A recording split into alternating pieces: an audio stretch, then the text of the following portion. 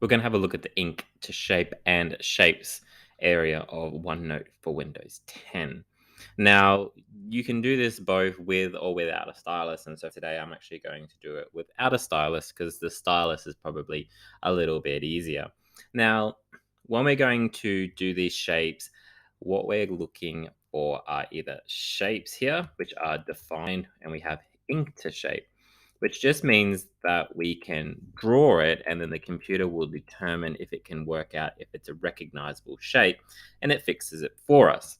So let's have a look at how that works. So the very first thing I'm going to do is make sure we're up here in draw, and then I'm going to pick a pen. So I might pick this orange pen here. And then because I'm not using a stylus, I'm going to click this draw with mouse or touch. Now, if you're using a stylus, you don't need to click that. I'm also going to turn on this ink to shape. So we're going to have a go at that first. So turning that on. And then what I'm going to do is in this box here, I'm going to draw a square with either my finger or my stylus. So I'm going to come down and across and over.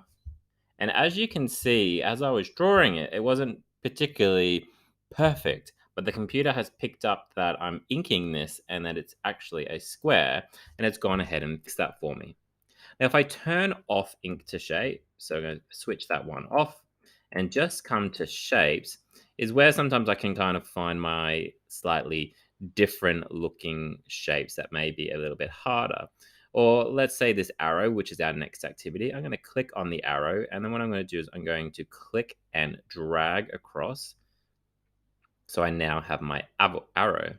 Now I want you to have a go at the triangle and the circle. Choice is up to you. You can either just use shape or you can try using ink to shape and draw it on the screen.